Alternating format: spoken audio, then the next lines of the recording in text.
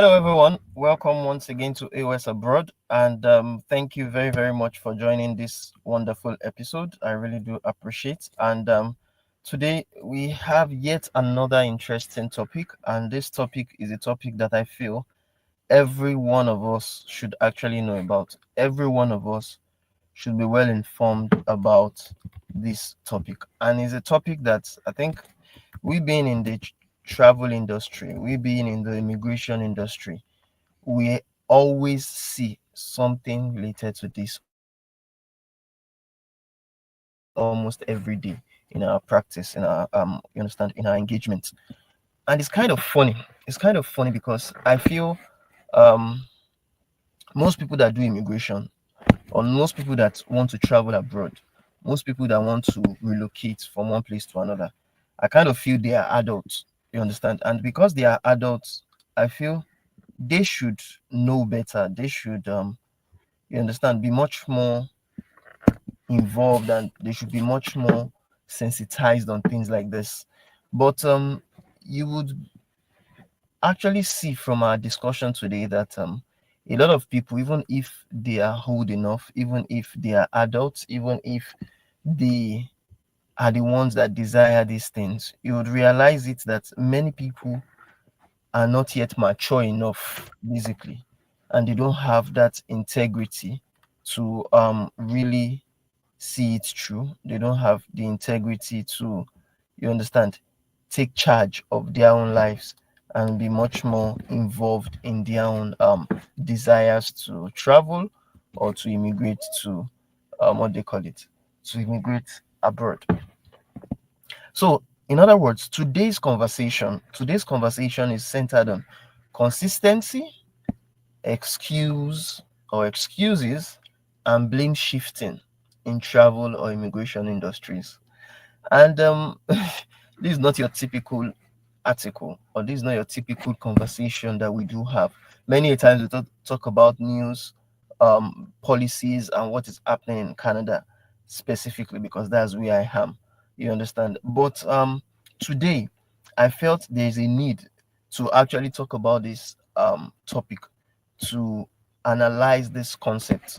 And I didn't just want to, as I've been doing before, write a newsletter article myself, you understand, or to just go and get something from, you understand, my own reasoning, my own. I wanted to basically do the research together with you. You understand? Because this is still going to be a newsletter article I'm going to write on our LinkedIn newsletter, which is Relocation 360 at A.O.S or by A.O.S. You understand, on LinkedIn. But I wanted to go through the research, as I said, together with you on this live session, especially for those that are joining on Instagram, on Facebook, on YouTube. You'd see that I'm showing you the use of ChatGPT, which is the AI that a lot of people know about now. So I'm showing you what I am actually researching right now about the topic for today. And as I said, the topic for today is consistency, excuses, and blame shifting. Blame shifting in travel or immigration industries. Why did I actually talk about or choose this topic for today's live session? Why I chose this topic is because I have seen in our practice, I have seen in our business that a lot of people want good things. Yes, it's nice. It's nice to travel abroad. It's a very good thing to relocate and to get opportunities abroad. Do you understand? And a lot of times, many people see their friends, their families, their colleagues actually relocating, moving abroad, getting greener pastures abroad. But many people don't actually see the salient tasks, the salient actions that these people actually took, you understand, in order to get to where they are. So, as a result of that, today we are going to be talking about this topic. Is it consistency that people have when it relates to immigration that makes them be able to actually relocate abroad? Is it excuses that people have or people give in order to relocate abroad? Is it blame shifting, shifting blames that people have that they are using to be able to relocate abroad and to travel overseas? Then today we are going to really talk about that. And just like ChatGPT actually gave us a very good introduction, which I'll start with today, it stated the travel and immigration industries hold what? They hold the dreams of millions. Yes, millions of people want to immigrate. Millions of people want to move from one place to another. But at the end of the day, it's just few thousands that have the opportunity to move. Why is that? In fact, I can say billions want to move, say billions, not even millions. But why is it that just thousands, tens of thousands, sometimes hundreds of thousands are just the ones that move? We are going to know about it now. They said individuals longing for better life, families hoping to reunite, and professionals pursuing what? Global opportunities. They want to relocate, they want to immigrate, they want to move from one place to another. But behind the scenes of you wanting to immigrate, these sectors often witness a subtle yet harmful interplay between what? Consistency, excuses, and blame shifting from both the client and the service providers alike. Yes, many a times I like the objectivity of AI. You understand? It will tell you where you are actually faulty and where clients are also faulty. So, in this article, in this conversation, in this live session that we are having today, we are going to unpack how clients and service providers like travel agents, immigration consultants, immigration lawyers, and the likes, how they affect the outcomes of people, how they affect their own reputation, and how they affect the trust in the society or in the industry that they are working on, and what can be done. What can you do as a client or as a traveler or as an immigrant?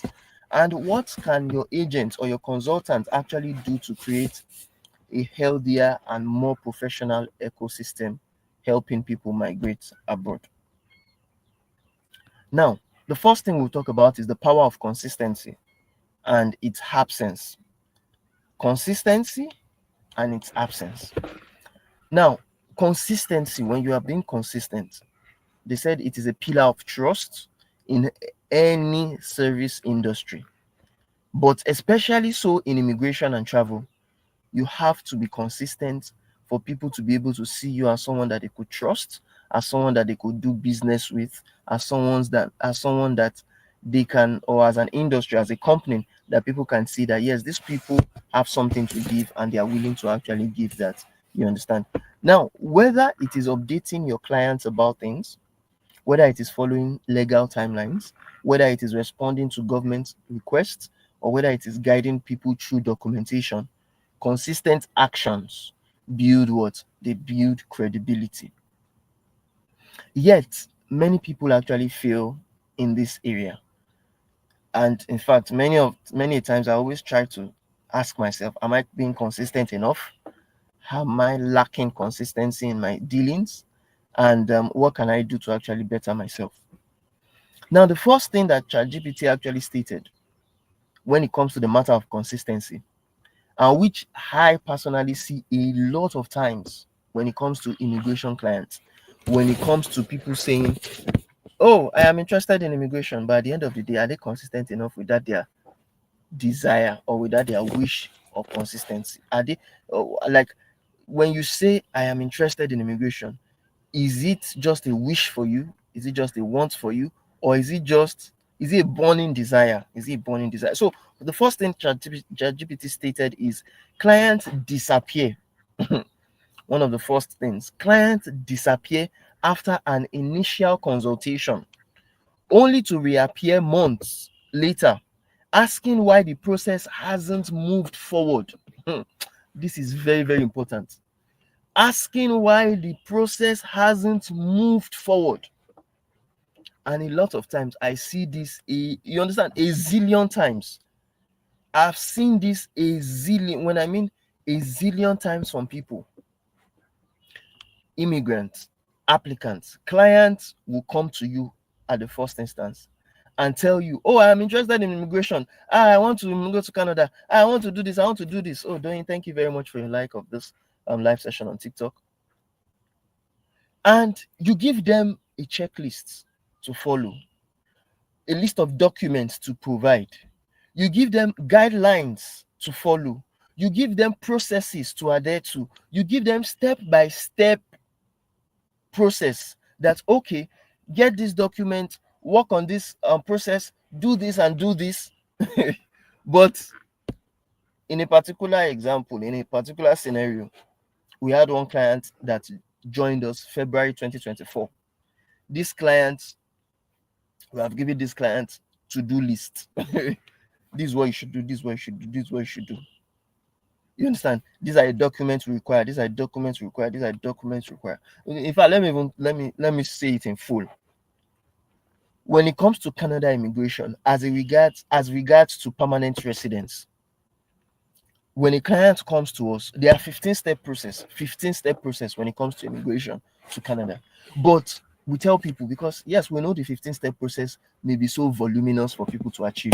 We know that it can be so much for people to, you understand at the get-go. But we tell them, start with the barest minimum. What's the barest minimum? Just 3 different steps.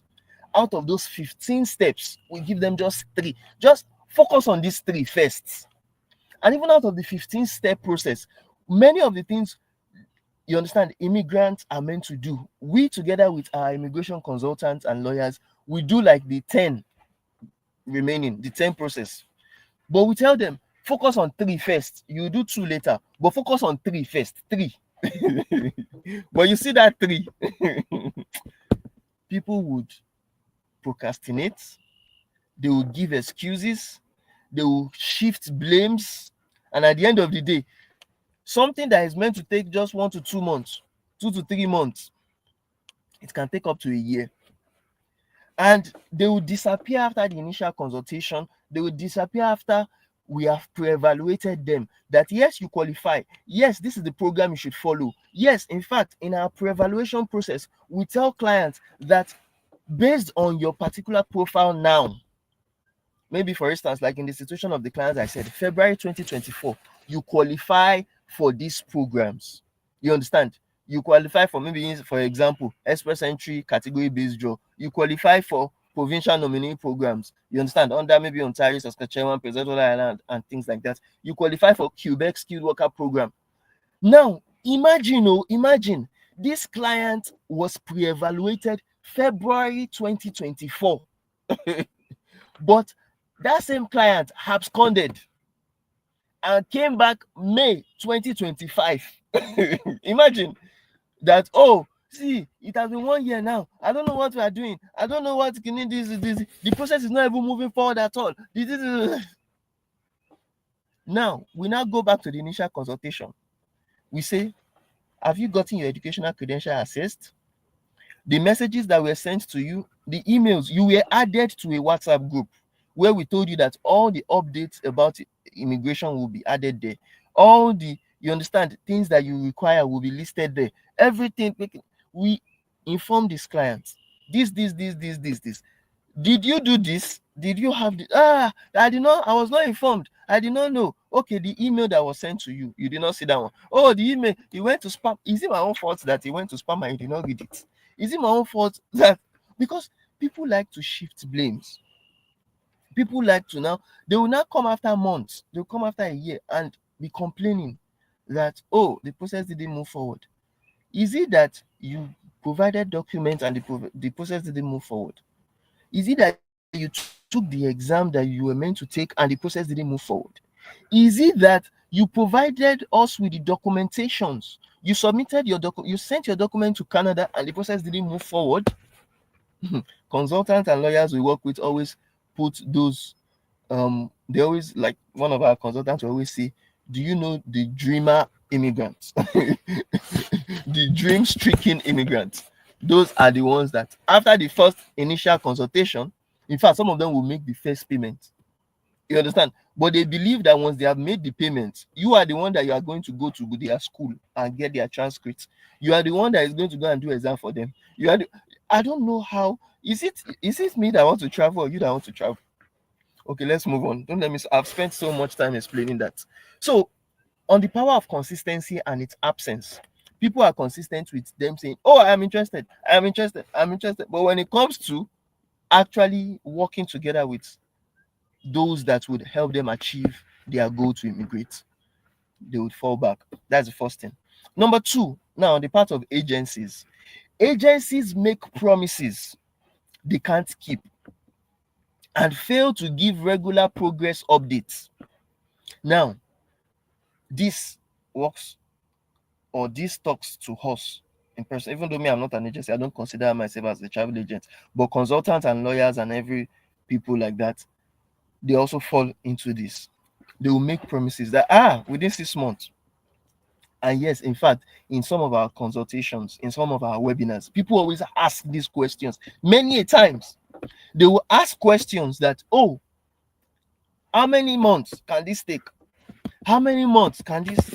And for us, for instance, at A.O.S abroad, our clients, our consultants have also always told us, hey, Yemi, thank you for liking the live on TikTok. Our consultants have always told us that when they ask you questions about timeline, don't say anything. Rather, take them to the official immigration website. Take them to the website and tell them, oh, for this particular express entry program, IRCC states that it will take 6 months. But now look at under where IRCC states it will take 6 months to the processing time, and tell them that, oh, IRCC states it will take 6 months. You understand? If you submit your application, there's always a but. But people don't always see the but. They will leave the but and focus on the first thing. You understand? IRCC states on the website, maybe for federal skilled worker program, that it will take 6 months, you understand, to get your processing done. But they now said that is once you have submitted a complete application. And you can't submit a complete application without having all the documents required. You can't submit a complete application without doing examinations. We can't, especially for permanent residents. But people will not leave those ifs. They will leave those ifs, and later on, after 6 months, they will not come back to you. Shebi, you told me when we started that it will take 6 months. But you did not remember when we were showing you on the immigration, and that's why I don't just give consultations and tell people this. I'll say no. We prefer showing you instead of telling you. We will show you on the immigration website. We will show you, you understand, on our webinar slides that this is what we saw on the immigration website as of February, like in the case of the person I'm talking about, as of February 2024. But you are coming May 2025 and you are saying you are not eligible for this program. We always put it anytime we do a pre-evaluation process that policies can change, programs can differ.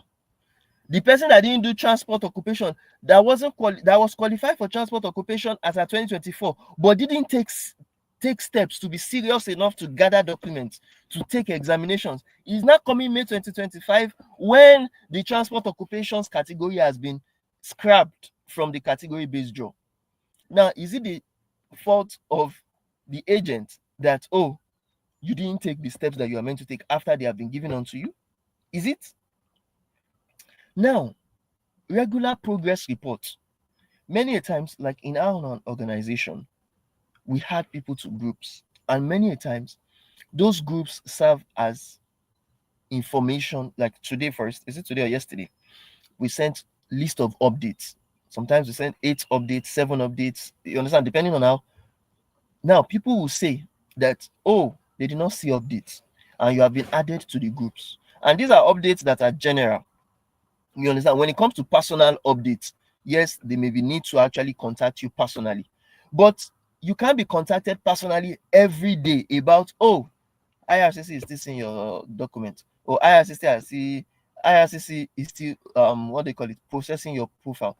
No, they can't be sending you daily updates. But on the WhatsApp group, you understand, you get weekly updates about things that are going on in the immigration sphere. Many people don't read those updates, even though they are on the groups. Lately, I got one person saying, you send a lot of things on the group. I don't know the one to read. Imagine, I don't know the one to read. You send a lot. I don't follow your groups. Please be sending it to me personally. And these are the same people that if you send to them personally, they say they are being bombarded. You that you cannot read on the group, will you be also willing to read on the personal chat messages? And is it everything that is happening in Canada? Because if it is everything that is happening in Canada, we are sending to you personally, won't you be tired and be stressed out? That okay, the one that concerns me, the one that not concern me, you are sending everything. Let's leave that one. Now, the third thing about consistency is visa seekers apply sporadically, submitting half-baked applications and expecting miracles.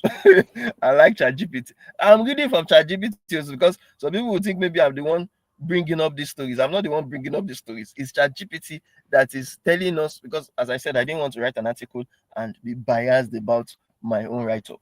You understand? Because yes, I'm in the immigration sphere.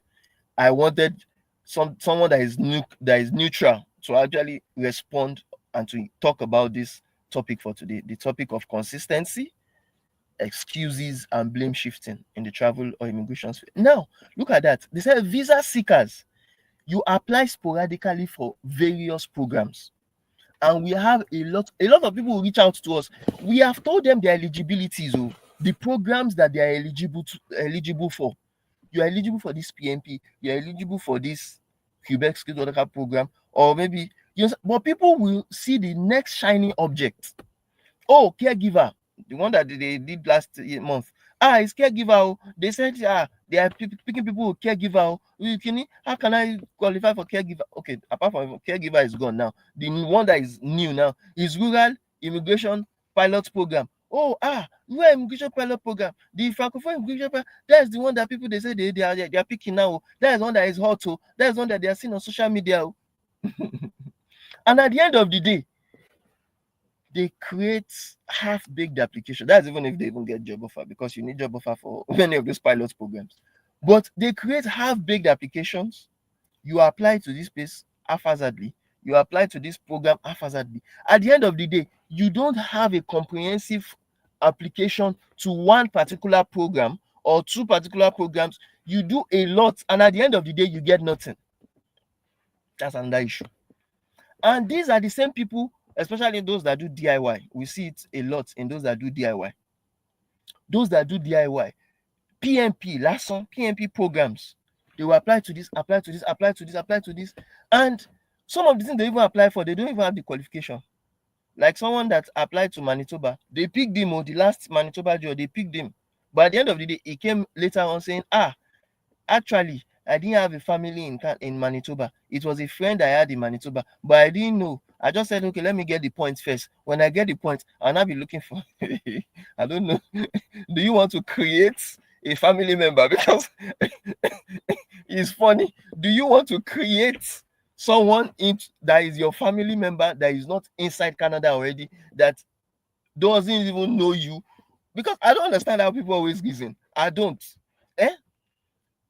Now the person is not coming through DIY saying that, Manitoba has picked me. Please, I'm looking for family member.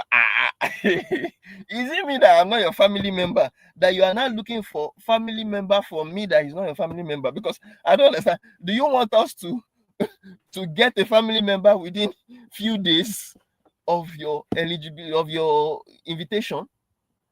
You want us to create? Because I don't understand. Because yet people apply haphazardly, sporadically to different programs, especially the ones that they are not fully qualified for. And at the end of the day, they now just waste time, waste effort, waste money at the end of the day. Now, understand, inconsistency, especially in the programs you are qualified for, leads to delay in your immigration. Just like the person I said I have for a month, for a year now, the person I've been waiting. Leads to distrust in your immigration, and this leads to disillusionment. You understand? You are expecting miracle, but yet the things that will cause miracle to happen, you are not doing it. It's just someone that is praying, fasting, you understand, doing charity, everything. But you are meant to actually be working on your immigration, going to go and write the required examination, going to submit the required documentations. But at the end of the day, you are not doing those things that will make your immigration seamless. And you are just praying fasting. God is not a God of confusion. He's not a God of. He will tell even God self, as do your own part, and then you leave the rest to God. Doing your own part does not mean praying and fasting alone. It means you what? It means you doing the steps, taking the processes that require you to actually get qualified for an immigration program first. But you are not doing those things and you're not expecting miracle. Eh? Because sometimes a lot of people, and it's not even a matter of just one sect or one religious people. You understand? A lot of people, even people that are atheists self, them too, they are looking for miracle. Atheist self that says he doesn't believe in anything, that she doesn't believe in, those ones too self, they will not do what they are meant to do and they will be expecting miracle. It's funny. Now, we have talked about consistency. You have to be consistent enough to do what you is necessary for you to do before you can get the results you want. You can't get the results without being consistent enough. Do you understand? And being consistent is, like, for some people, we tell people, sometimes when I do tell my stories, people feel I'm just saying it and there is no, like, I don't have intention of saying it. I'm just saying it for just the fun of it. Many times I tell people that I started my immigration to Canada 2018. I didn't move until 2023. I wrote 3 IELTS examinations. I wrote 3 TEF Canada examinations. I wrote DELF and DALF. That was 8 exams that I sat for. But people write one exam, they fail. And because they fail in the one exam, they feel, no. I'm not. Sometimes, just like one of our clients, he wrote his exam, he prepared well. That's why we tell people, prepare well first. Don't rush to write exam. Some people, once they pay today, once they subscribe to our package today, they say, no, you say 6 months, I have to write exam today, you understand, this month. We tell you, wait, prepare well. How many Cambridge IELTS materials have you treated? Have you done the 12 series? Okay, you can't do the 12. Have you done 6 series? Have you taken mock examinations to make sure that you are well prepared before you go and attempt the exam? Okay, you don't want to do IELTS. We have self-pip training. We have PTE training. Have you taken time to do? They will not do. They are not consistent enough in preparing for exams first. But they are consistent enough in quickly go and rushing to do exam. They not quickly do exam, get background results. Because they get background results, you understand? The morale that they used to come, that they used to say, I'm interested, I want to start, I want to, it goes down. And now they're not looking for miracle. Because after they failed the first time, the next thing is miracle. The next thing, like, okay, that result, can't I still use it like that? Okay, if I cannot use it, how else can I go to Canada without IELTS? And I do tell them, it is either one of two things. Either you have the time to do what you need to do, you have the effort, you take the effort, you understand, the stress to do what you need to do to get it seamlessly, or you have the money. It is one of the two. Either you are willing to go through the stress, the effort, the time, or you have the money. If you have the money to come into Canada to study, pay tens of thousands of dollars to schools, you understand, you can come into Canada easily. You don't need to write any exam. But funny enough, there's one of our persons in our community here that him too was thinking that, I thought when I just enter Canada and I stay for like 2-3 years studying, I can be able to get PR easily. But that French that I avoided to learn that time is what I have to learn now, because Canada immigration is like synonymous to French. I need to actually get French in the Ontario I am, so that I can be able to get chance to. So, and I said, but wait, that time they were telling you to learn French in Nigeria. Okay, that time it was not even French, it was IELTS. It was not even French because he has been here for like 3 years. That time it was even easy with IELTS alone, with English alone to enter. So he said, okay, that time he was thinking that once he should just enter first with schooling. He should come and be doing German. When he do schooling, study and work. After some time, once he has worked for a certain time, he will get a job that will sponsor him, and he will just become permanent. I say even this job sponsorship self still require you to do language exam. Even you get a job today in Canada that say you still need the language test results, because every permanent resident pathway, apart from asylum seeking, requires you to get a job requires you to actually write a language test. It's asylum. That And yes, a lot of students now apply for asylum, but a lot of them too are getting rejected. A lot of them too are going to be deported, because if you don't get PR through asylum seeking, if your asylum claim is refused, the next thing is deportation. Okay, let's move on. Excuses. Excuses is the next thing. The easy escape from accountability. That's what ChatGPT said. ChatGPT said excuses is the easy escape from accountability. We've heard all of it. People saying, the embassy doesn't like Nigerians. Okay. In Canada, when it comes to Canada, it's not a matter of embassy, it's a matter of IRCC. IRCC doesn't like Nigerians, even though a lot of Nigerians have been coming in. Two, I don't have time to scan my document. That's another one I hear a lot. Just one client now want to apply for visitor visa through our immigration consultant, and our immigration consultant sent her a list of forms to fill. And she say, I'm busy. I'm working with Kini. I'm going to the field. I don't have time to sign form. I don't have time to Is you that want to apply? Is you that want to come? In fact, she wants to apply for visiting with her children. She's adding her children to it. And you don't have time to fill the forms. You don't have time to scan the documents. She's saying, I'm going to cyber cafe. In cyber cafe, I'm doing these things. I'm wasting time. I'm wasting money at the cyber cafe. Imagine. So you don't have time to sign forms. You say, can't you do it for me? Please do it for me. Okay, so it's me that know your children. Or is the consultant that knows the school your children is going? Is the consultant that knows the kind of work you are doing, where you are working, how many hours of work you are doing, you understand, the remuneration you are collecting from your work. It is the consultant that will know the age of your children. It is the consultant that will know the date of birth of your children. Because sometimes it is always funny the kind of excuses people give. You want to come to Canada, but you don't have time to scan documents. You don't have money to go to cafe and do what you are doing. You say you don't have a laptop. You cannot do it on phone. So you cannot find people that will assist you where you had to do what is needful. You understand? To get what you want. And many people will just pay. Maybe I've paid you. Okay, because you have paid me, it's me. I will not come to Nigeria from Canada to come and help you be scanning the documents you need to actually work on the application. I don't know how people always think. How much did you even pay? Did you pay money for flight to and fro to scan the documents, to come to your house to scan documents for you? Okay. Another person is saying, I thought you were handling everything. Now, this is a big issue.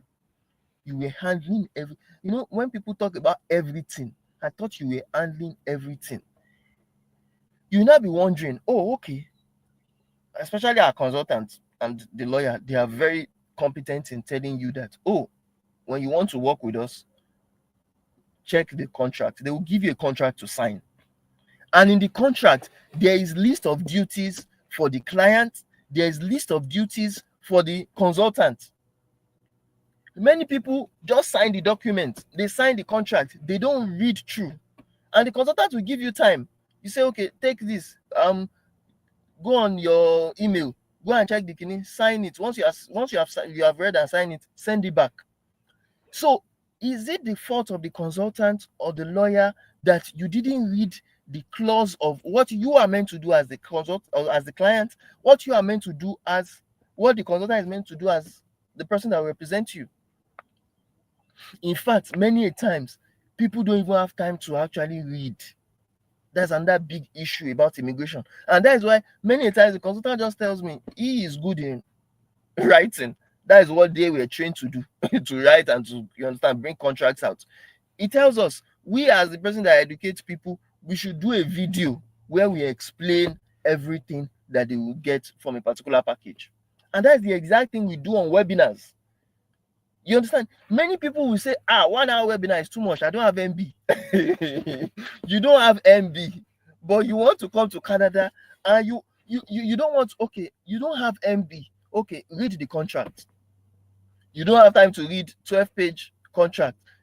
So which one do you want to do? Which one? Because sometimes it's always confusing. They say send voice note. But the same voice note that is not documentable, there's no way you can track it, that oh, you received it in email. This is the same client that will come at the end of the day that oh, I was not informed. I didn't listen to that voice note completely. As in different excuses on and on. Imagine another excuse: the immigration officer must be racist. Okay, this one I've not had chance to actually hear this one from my own clients. Now, what does ChatGPT say? ChatGPT says, sure, systemic issues exist in immigration. Yes, there are systemic issues like bias. There's bias sometimes. There's bureaucracy. Bureaucracy exists, and complexity also exists. They are very much real. But oftentimes, excuses are used to mask personal lapses in preparation, in responsibility, or in following through.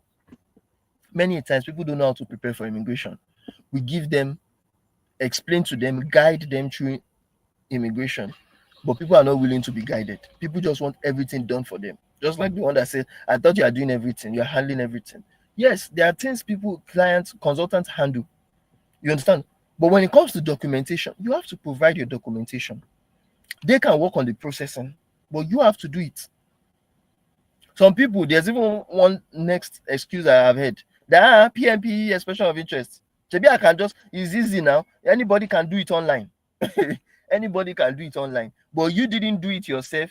You came to a consultant and you are expecting the consultant not to be charging you for him creating your profile for you. You understand? If you, of course, can do it yourself, then you don't need to actually pay some. And many times I do always advise people, I do suggest to people, I did my own immigration myself. You understand? So I can never tell anybody not to do it his or themselves or herself. In fact, that's why we have the DIY package, the do-it-yourself package. That just like the webinars we're talking about, watch the webinars. You understand? See the sample documentations, see the templates that we have given. You understand? And do things yourself. It even pays, because at the end of the day, if you do it yourself, if you are not consistent enough, you can't blame anybody but yourself. If you are giving excuses, you are giving excuses to yourself. Thank you, Larry, for sharing the live. You understand? You cannot blame another person for what you didn't do. So it's always good. Do it yourself. And we have a lot of people that are under the DIY. At the end of the day, they'll say, this thing, they thought it was going to be easy. They'll sign up for the essential package, the standard package, the another package we have. So please understand it, that your excuses will slow the growth and the process of your immigration. They disempower both the client and the consultant. Do you understand? They breed a victim mindset. Many people, in fact, our consultant, our licensed consultant and immigration lawyer, they have bred the concept of victimization. You understand? Or our clients have bred the concept of victimization to them. They say, this consultant is a scam, Jerry. Shebi said we do it. Shebi said we. Okay, what did he say we do? Did you read the contract? He said yes, it will help you process. It will help you actually get, you understand, to process your visa. It will help you. But did he say it will help you with documentation? Was there anywhere in the contract that stated that the documentation, like, is the lawyer that will be going to YOTS center to write the exam for you? Because I don't understand. Is it the consultants that will go to your school and help you go and get your transcripts? Some people are complaining that my school is not easy. Can I get someone to do it? No problem. But that one is different from the charges for the processing of the visa. If you pay for that one, you understand, through social media, another person can go to your school and, you understand, take charge of what you are meant to do, but you pay that person. Is a third party fee. Some people will say, I thought the money I paid cover for everything for what? As in, people are funny. Now, they said excuses breed a victim mindset instead of a proactive, solutions-oriented one. One of the things that you can do to, in fact, I did it too. I'm not special. Me too, I did it when I was working on my own immigration. I say, this Canada self is difficult, Jai. This Canada in around 2018. I say, How come I'll be signing documents, I'll be sending profile, doing express entry, doing all these things? Can't another person do it for me? You understand? I say, my brother that is in US, maybe me have traveled before now. He should do it for me, Jare. Is no, you understand? I was expecting my own brother that is in the US that is doing is hustling his own hustle, taking care of his own family, to be in charge of my own immigration. After he even sent me money to go and write my first time LTS, it was him again. I was expecting that should be LTS is the one that will pay for my West. It's you that want to travel, but it's me that want to travel rather. But it is another person that I'm expecting to take responsibility for the payment of my own processing. And not only the process, but him now even doing the process for me. Is he the consultant? Is he a lawyer? Does he know anything about immigration? Is he not US he is? Imagine.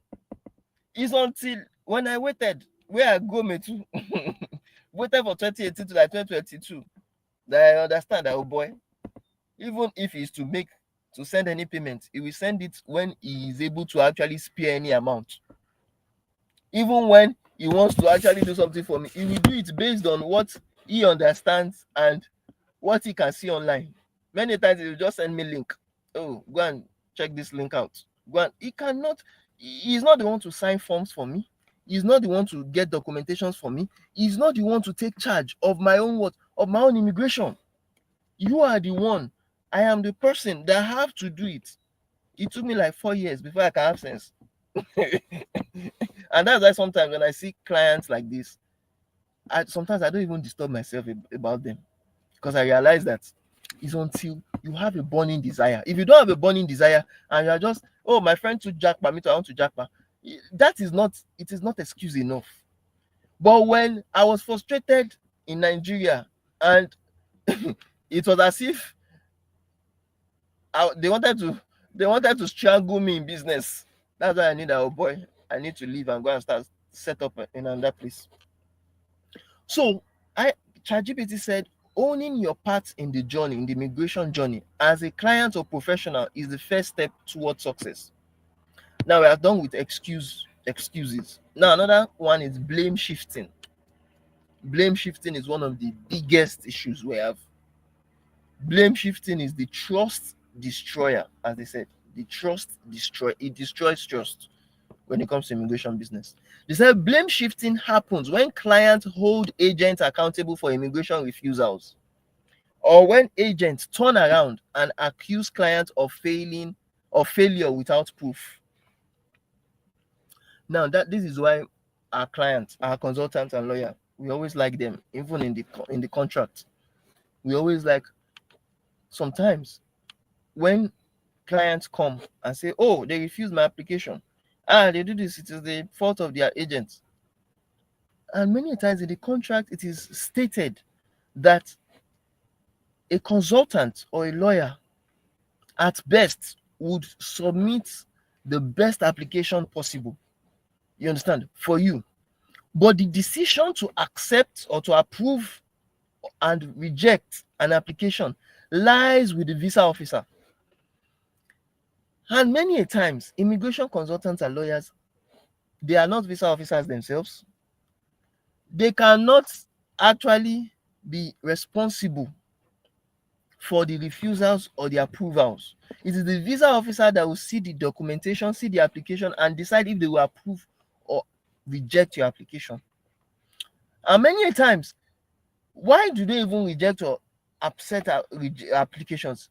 It may be due to new policies that does not allow maybe a certain student to actually come on board. And many times we have seen situations whereby it may be the fault of the consultant that, oh, a new policy has been brought up where, oh, students applying for colleges may not get approved because the college that they're applying to is not a DLI, is not a designated learning institution. Now the question is, did the consultant know? If the consultant knew and still applied, then is the fault of the consultant for applying. But again, we have seen situation of the consultant informing the client that, oh, this school you chose and you got admission from is not a DLI, This school is not actually authorized to give the client to say no, this school I found it out about this school. This school is the cheaper school. The other schools that are there, like they are expensive. That's why I chose this school. There are higher chances of being refused or being rejected with this kind of school. You say no, just apply like that. God will not allow. God, some people will put God in where they are not meant to put God. Eh? These things are set rules. Set rules. But people will be feeling that, oh, my own will be different. We do not say your own will be different. We do not say you are not the chosen. We do not say you are not skinny. But there are some things that's why you, of course, consulted with a consultant. That's why you got a lawyer to assist you. Now, be willing to listen to that consultant. And that's why many times our consultant has said it. If people are not willing to listen to them, or you understand, do things their way, they actually score. You understand? They cancel the contract and they say they are not willing to work with this person any longer. You understand? And many times, of course, they give refunds till when they work. You understand? And any balance that is remaining from the cost of a particular package, they give back the client and say they cannot work with it. It's better for you to do it yourself. You get rejected on your own terms, and you would not blame the consultant for saying, oh, why do you not apply for me? Why do you, when the consultant have told you? And even with many of the you understand, presumptions, or you understand, precautions, sometimes rejections do happen. If it happens, the next thing is, instead of blaming, finding solutions. Some people, once they get the first rejection like this, the next thing is, oh, give me my refund. You say this thing will be accepted. It says that it's accepted, it is not accepted. Give me refunds are when a service has not been rendered. You understand? But once a service has been rendered, the next thing is what? The next thing is to look for solutions. Now, moving on. They said this blame game leads to fractured relationships. Sometimes we have seen situations of people taking the consultant to court, you understand, the immigration lawyer to court. Yes, we have seen situations like that. Legal disputes that, oh, this person caused this person do this person. Sometimes even our consultant will tell them that someone reported him to the College of Immigration Consultants. Yes, a client has the right to report someone. You understand? A client has the right to report someone, but of course, the college too would actually vet the complaints and to see. And many times when they vet the complaint and see that this thing is a baseless claim, they weeks it out. And that is why the normal voice notes people will say, send me voice notes, do me chat message. A consultant prefers email because there will be proofs that, oh, you were informed that this route may not work for you, but you still went ahead with it. You were informed that you still needed this documentation, but you say, I cannot get this documentation. Okay, get similar documents, like an alternative. You say, I don't have time for that one. Just apply. Those words I said, just apply. The agent will always want it in email. The agent will always, so that he has proof to protect himself that, oh, you were the one that said we should follow through with this, even though I've informed you that you still needed this social document so that you have a higher chances of approval. Now, the blame game can also lead to loss of business. Yes, many times we have lost business because many people put the blame on us, and also sometimes we put the blame on people. It's understandable. Sometimes some businesses, I think I found out ever since last year, just like the consultants have always been informing us, that some businesses, some clients are not worth dealing with. Like the one that says, oh, just apply for me like that. This school, I chose it because it's cheap. So no problem. We are willing to lose the business. Take your work, get your refund. Go and look for another consultant that can help you with it. Because we will not like to take the blame of, oh, I was not rejected, I was not refused, it is your fault, it is this. Go elsewhere and do it. Or you yourself, you can do it yourself. We tell them, okay, if you don't even want to go, no problem. Let's relegate you from maybe essentials package or standard package to DIY. Do the immigration yourself, do the application yourself, and just pay us for guidance and counseling. Do you understand? You just pay the consultant for guidance and counseling. That one is better because you know anything you did yourself, you are the one that is responsible for it. Emotional burnout. Emotional burnout is another issue that we face when it comes to blame shifting, because a lot of people will shift the blame. Oh, you said that this thing will be this. You said that this is okay. At the end of the day, instead of pointing fingers, industry professionals must educate clients. Yes, that's one of the reasons why we're having this live session. We educate clients, and clients must read contracts, they must ask questions, and they must listen carefully. Clarity beats conflict. Many a times we clarify, but one thing I've realized about immigrants is the more you could clarify, the more content you have, the more things you do, the more they will feel that you have a lot of imagine a client telling me you do a lot of live sessions, you do a lot of because many times our clients, we always have a live session again we do on a weekend basis. That one we don't even miss that one with all our clients, to explain things about immigration, to explain, because say this thing is too much. I don't know where updates and news and, you understand, information are too much, that at the end of the day people now say it's too much, I cannot go through everything, just summarize. Okay, yes, we even summarize, yes, on our live sessions, on our WhatsApp group we summarize, but still the same person say even the summary itself is too short. We cannot imagine, you understand, the summary didn't tell me that, oh, I will need this. Okay, you said summary. Now if you want the full content, go and watch the video. You say no, it's I don't have data. Imagine, what else do people now want? What else? And of course, because now that we are talking about a lot of other clients, I have to give credit to some of the beautiful clients we have had. We have had a lot of people that would come on live. You understand? They will appreciate that. Yes, you give us updates. Yes, thank you. You inform us about things. You let us know how it is going. You understand? There are a lot of people that say every of our live session they watch it.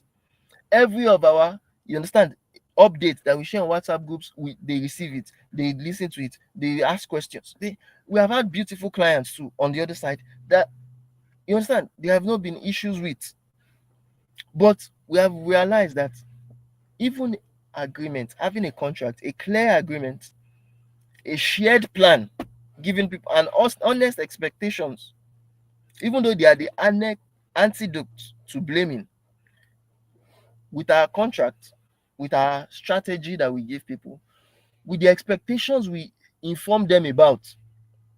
If people want to blame you, they will blame you.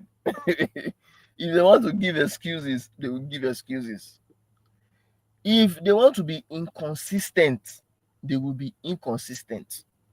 No matter what you do as a professional, no matter what you do, especially when it comes to language studies, where we actually work, we have seen a lot of people that will say, your website is not.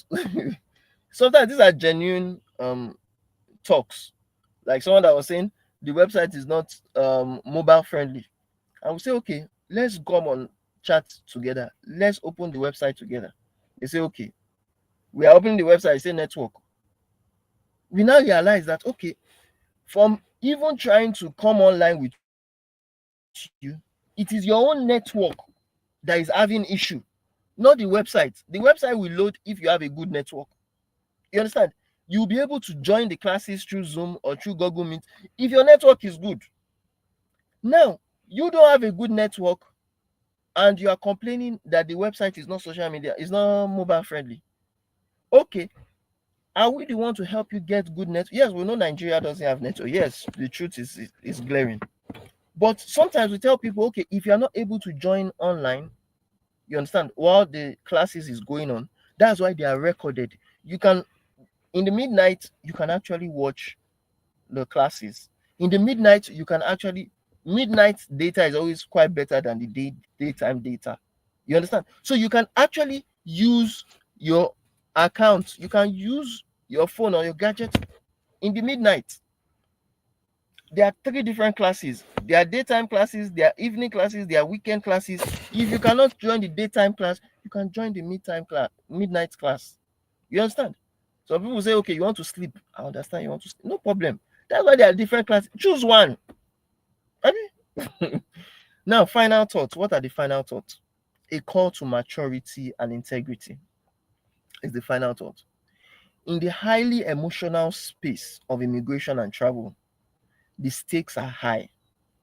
Dreams are on the line. Many people have dreams of relocating abroad. Many people have dreams, and we do understand. In fact, see, many times I tell people these stories, these things, just to make you know that we understand. I've been in that situation too, where me too, I was an immigrant. You understand, wanting to come to Canada, and I understand when things become frustrating. I understand, but sometimes when it comes to even the natural scheme of things, sometimes you may plan something. Even visa officers or consultants, immigration lawyers, they may plan that yes, this your application, they would actually finish up with the application within 3 months, within 4 months. It may take longer. That is nature. It's natural. It may take longer. Instead of you blaming, shifting blame, giving excuses, or being vague, and understand the situation and try to now, we tell people, okay, if we see that you weren't selected for a PMP, maybe by virtue of even the policies that were changing, okay, let's look at other ways to actually get selected.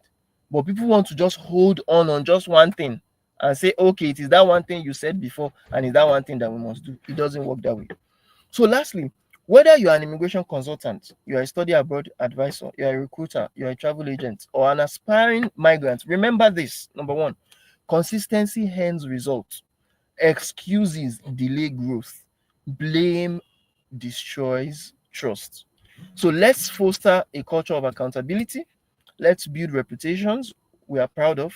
Let's help clients migrate with confidence and help professionals serve with excellence. So, what do you think about this conversation today?